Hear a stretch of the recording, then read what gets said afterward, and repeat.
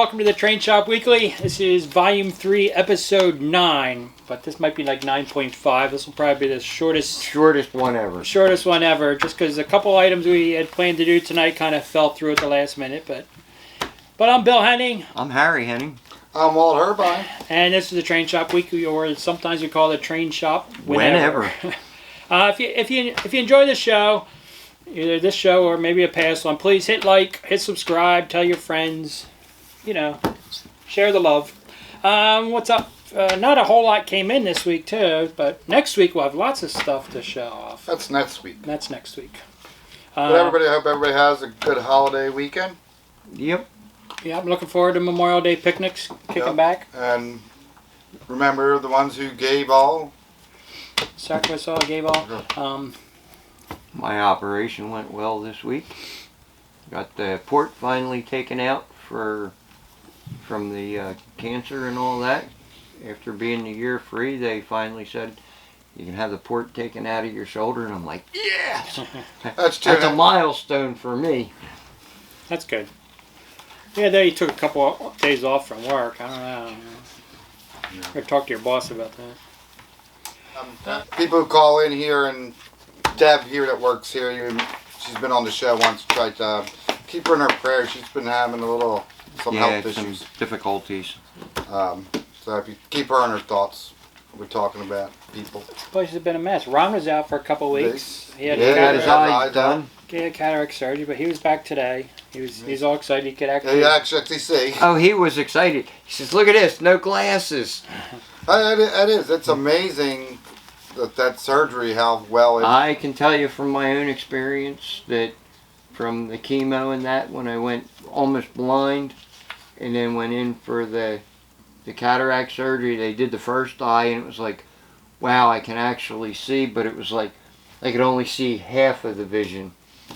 And then they did the other eye a week later, and it was like, oh, totally amazing. My distance, I got all my distance back and everything else. What's Ron, about 83, 85 years old? 83. Yeah, 83 years old. Ron does a lot of our shipping. He does a really good job, and it's always a pleasure to have him. He is a wealth of knowledge. He's been in doing model railroading for obviously decades. Yeah. So he's great with our used stuff. Yeah, so he's a good asset here at Henning. So glad to have him back. Yep. As far as what's new, some magazines. A couple new magazines came in. Classic Toy Trains, and this one's got some nice articles on the S gauge, which I thought were nice. The Babylon Club. Farmington? Yeah, up in New York. That's Long Island, is that? Farmington, I think Farmington. I'm not exactly sure where it's located in New York. By the town, that is listed, but as far as Farmingdale or? Farmingdale or Farmington? Farmington, I believe, yeah. Not Farmingdale. Farmingdale, New York, I'm not sure where that is as location to New York, but the layout looks awesome. Yeah, that looks pretty huge, man. I mean, how big is it? Farmingdale, right? Yeah, Farmingdale, New York. 41 by 60. Now that's a layout. Cargo Reef track, Ross Custom switches. Farmingdale, New York. And looked like when I saw that, I was like, man, that's a road trip I'd like to take and go see their club. Then the other article was your that's out on Long Island. Chris, the farmhouse scene. Yeah. Are they off of Long Island? Yeah, they're on Long Island. Well, that may be one trip to take. Chris's trains and things. Yes. But yeah, that looks like a pretty neat, interesting layout to see. Road trip. Yep, road trip. What else came in? A passenger train journal came in. The more Amtrak stuff, Bill. Yeah, but it's got a good auto train from the original auto train. Got a good article on there. Yeah, that's 50 years of the auto train, though it did have a 2-year hiatus between the auto train and Amtrak, but still. Well, it was with all their stuff that was going on, and Yeah, between isn't the auto train one of Amtrak's biggest money makers? Yeah, now it is. Or actually makes money? Yep. I just don't get it. They don't expand it. Well, they tried. That was the whole. Well, that's what They tried going from Chicago. Or not from the Midwest to Florida. Anyway, that's one of the things that killed it the first time. Yep. It cost just people. Cost was too much. The whole concept was people, basically the retired people, would go to Florida for the winter. They want to take their automobiles they want to take their with car them. with them. Yeah, so all these people are coming to Florida, and then they go back in the winter. And that one's a good one too. Yeah, Flags, Diamond, and Stash. This always has a lot of good article, great pictures, great photos. That's some good Lehigh Valley switchers. You know how much I like my Lehigh Valley switchers. So that's a good publication. And this one I talked about before. I'm just giving it a second plug. It's a Frankford Elevated Railway. If you're from the Philadelphia Northeast area. Yeah, it is a very interesting book. If you're some really neat pictures of how they built it and stuff like that. Yeah, it's an amazing book. It's an amazing book. So if you're at all familiar with the and I think L in Philadelphia. And the gentleman who brought it in said there was a lot of pictures in there from the early Chestnut Hill Historical Society or one of the historical societies down there. Like were unseen pictures. Then what do we got new over there, Walt? Well, we weren't going to have a bunch of new stuff, but I didn't quite get it in here today. No, but we do have one new thing. Yeah, one new thing. But next week, we'll have excerpts. I will kind of review the Strasbourg number 89. The long-awaited Strasbourg 89. No, 90's the long. No, the 90's the long awaited. This is just the long awaited. Yeah, the 89 will be here. We got the FAs. Mm-hmm. Yeah, we'll have those in. Those will be in. What else is coming in? The Lion Chief Plus NW2s. Cool. They'll be in. The Seaboard one's pretty sharp looking, so we have a few things to take a look at. Yeah, some of the dealers got their stuff get their stuff a little earlier than ours is on its way and just didn't make it here in time for today's show. The only thing really new right now we got was you got those Reading boxcars. Yeah, some Atherings. Reading boxcars. Of course they're Reading. They're not Pensy. They're not Conrail. Oh, do you have to say that ugly word? Hey, there's a great historical day coming up. Yeah, what's that?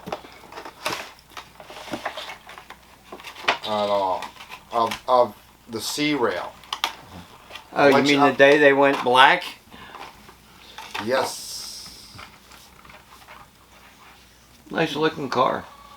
Yeah, they're actually Athearn roundhouse cars. Athearn had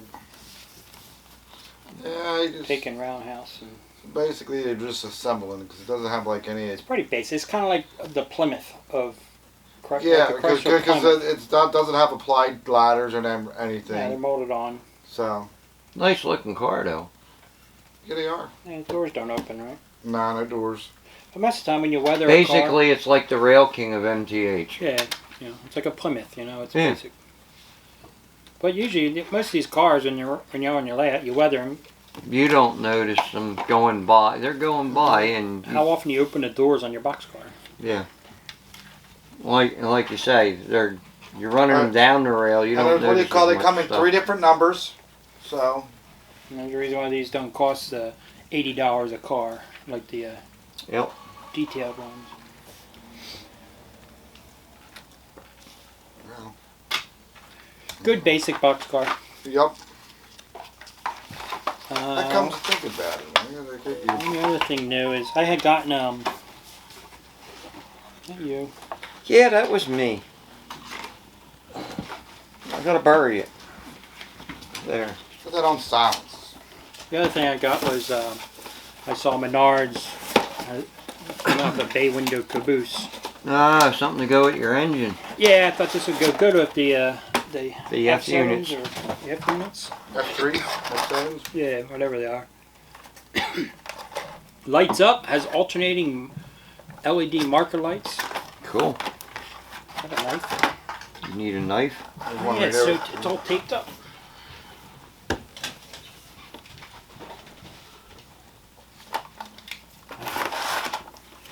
Anyway, they saw these advertised. It was funny because they're $29.99. I mean, I'm not promoting Menards. We don't sell Menards, so I'm not promoting it. So ignore I'm talking about it. You just liked it for your own. Well, but I think I thought it was kind of funny. Well, but we're in the hobby, so we gotta. Yeah, where'd my paperwork go? You know, Menard's got some neat Pieces. pieces, yes. Well, some of it's the old But they have this big K-line ad in tolling the and papers, so you know, forth. It's like $29.99. When if they ever make it to Pennsylvania? I don't know. Then you have 11% rebate, so you save $3.30 with the rebate. So final price is only $26.69. It definitely looks like old K-line tolling. But then the rebate, it's easy to get the rebate. They'll send you a check, but it's a rebate check. But it's only usable at a Menards in person.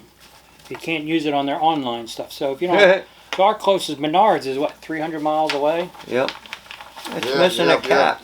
I think just on the other side of the Pennsylvania border in Ohio or West Virginia. It's missing a wheel cap. Maybe it's in there. So yeah, so unfortunately, unless you have a Menards in your backyard or driving distance, the rebates don't do you much. Hey, look at that! Found the wheel cap. Let me see that thing. After you get done with it. Yeah, let me put this wheel cap back on. The other thing I thought was funny was $29.99. You get your shipping charge, $7.78, but then there's a processing fee. What's a processing fee for? The For processing. that person to put the sticker on the box and ship it. Ship it to you. You got a $2.80 processing fee. Then of course sales tax, $2.43. Hey, before you put that away, let me see it. I guess their sales tax is higher than Pennsylvania.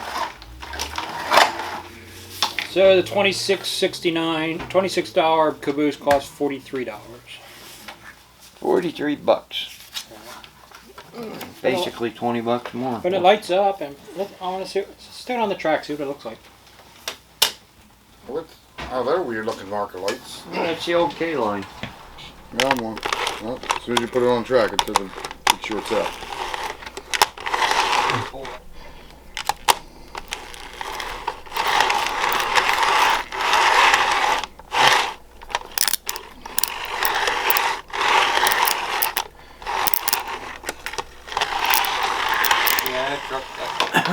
Well, that was quite disappointing. Yeah, there's obviously it's shorting out the rollers or something on the axles. Yeah, Spark City.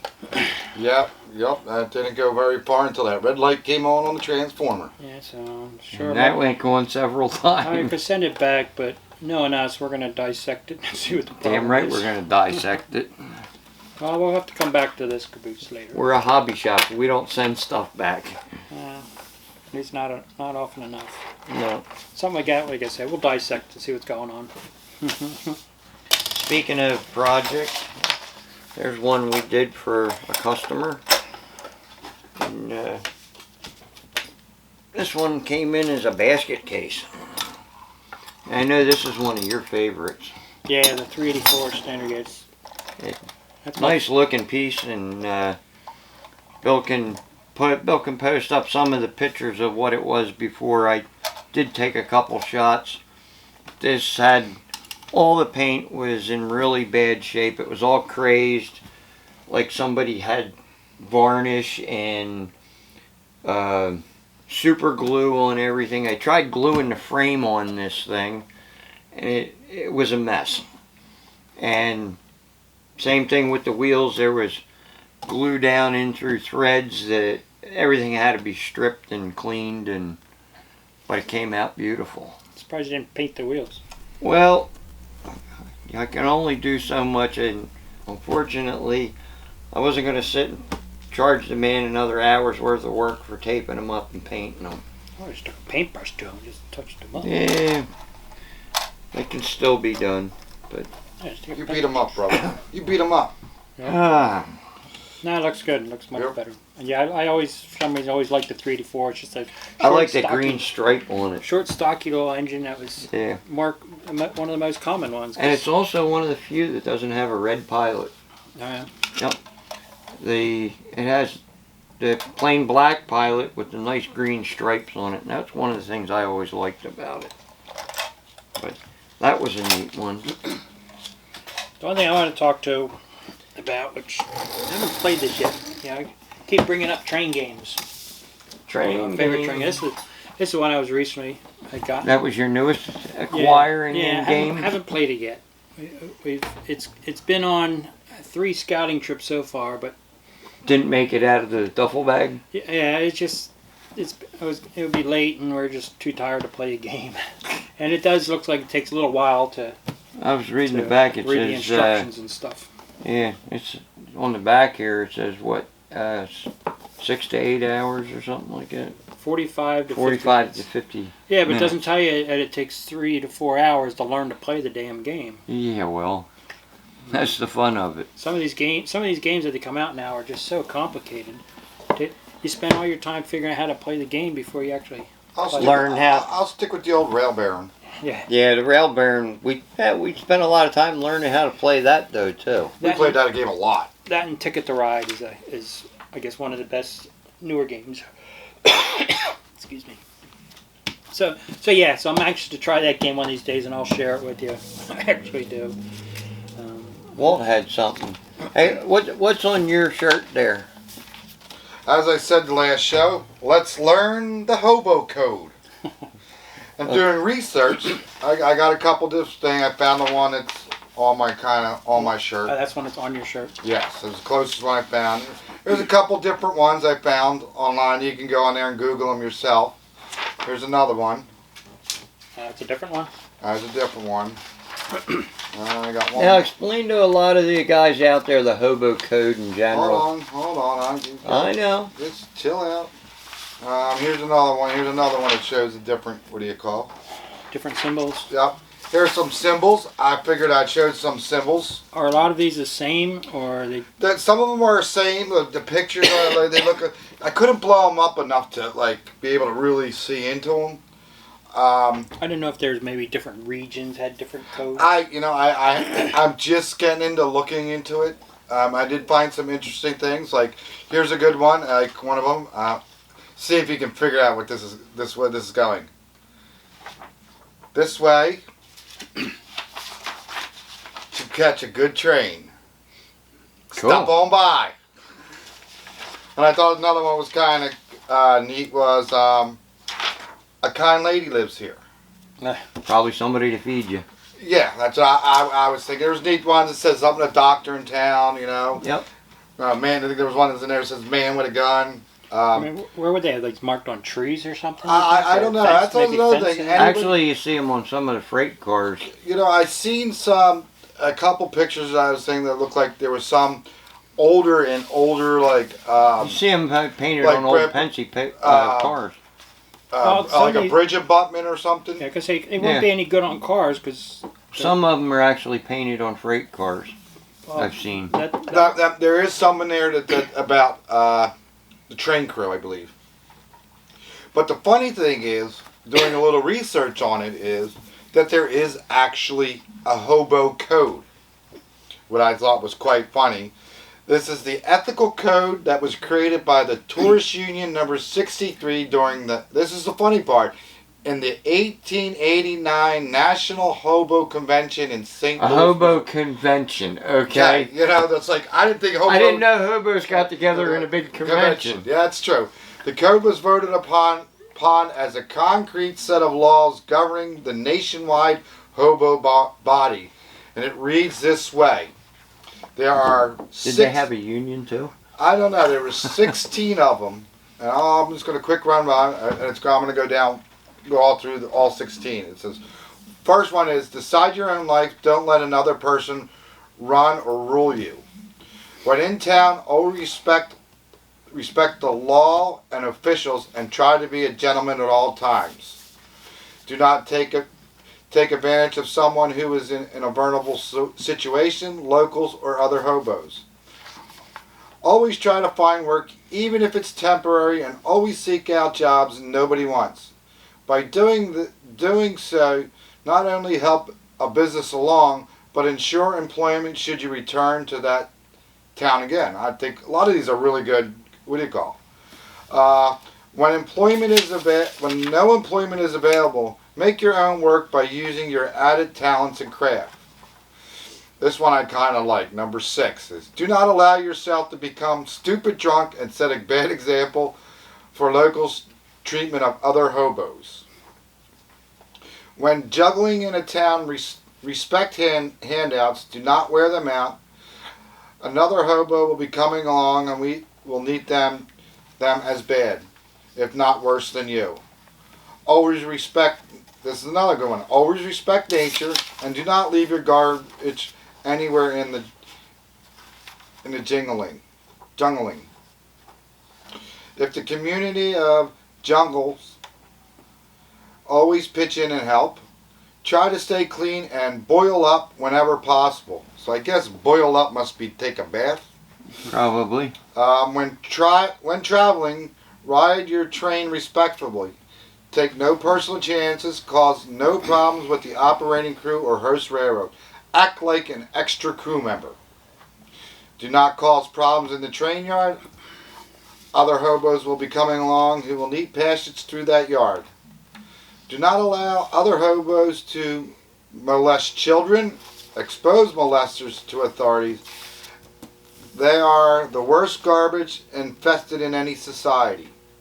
Help all runaway children. Try to induce them to return home. Help fellow hobos whenever needed, and you may need their help someday. If present at a hobo court, have your testimony and give it, whether it's for or against the accused, and your voice counts. I was just I thought the ethic code of what they had, that they actually had a code, an ethics code. And I thought some of them were really neat, I like how, like if they, What really gets me is the fact that they actually had a gathering.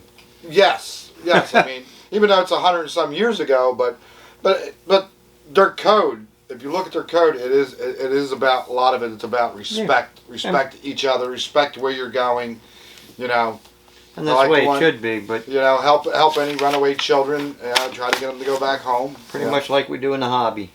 Not just anybody can be a good hobo, huh? Yep. So, but that's what it calls. So, like everybody, depending on what era you are modeling, hobos were part of the whole railroad scene. That a culture, I guess. Yeah. But I mean, I'm sure there are some hobos people that do that. There's that one guy a couple guys on the YouTube that hobo jump trains. All right. And me, I'm wearing the shirt from Bill. That was my birthday present, Lionel Kitty City, which I thought was pretty. I had to wear this one tonight. This is one of my shirts I got out at York. Your Hobo Code. Let's go about this little boat. Well, yeah. Anthony, our friend Anthony, sent us all three of us one of these little boats. dinghy. And it was basically a challenge.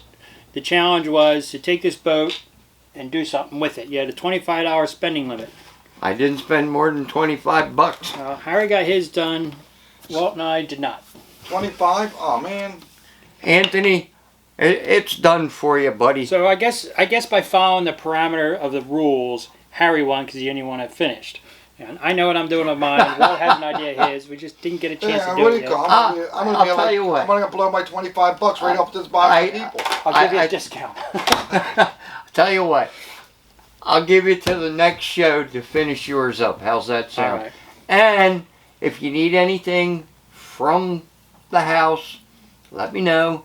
And I'll make it sure it's available for you. I think I have everything I need for mine. If you need the foam or you need the foam cutters or anything like that, let me know. That's pretty slick, isn't it? It's all right. Where do you see this? So sorry, Anthony. We only got a third of the way done your project here, but it'll be worth it when you see mine. This better give you some inspiration, okay? I don't know. Maybe I'll have to readjust my thinking. I don't know. I see your hobo boat. A hobo boat? Your hobo boat. I guess I might have to do another one between now and then. No, you already did yours. You're done. You're done. Yeah, you did it. You did it. Well, I have another boat if I need one. I have an idea for mine. I have an ideal for mine. So we'll get her done. It just No. time flew by. Yeah, I got all kinds of scrap in there. Got a skid, some tires, old glass, a milk jug, a radiator, some scrap. I thought that came out pretty good. Maybe maybe we shouldn't show any close-ups yet of it until we get ours done, and then everybody can. Yeah. Get At an least we now we know what we're up against. Yeah. It gives me a week to refine mine. That's one way to look at it. Yeah. All right. Other than that, It was fun. that's all I got. That's all I got to. Anybody else? Gone No. once, twice. Let's call it a night. I told you it was going to be a quick show. Learn the Hobo Code. Learn the Hobo Code. All right, guys. Thank yous for watching. You guys have a great holiday. Right. And be safe, please. We want to see you around after the holiday. And a happy railroading. Good night. Yep. Good night.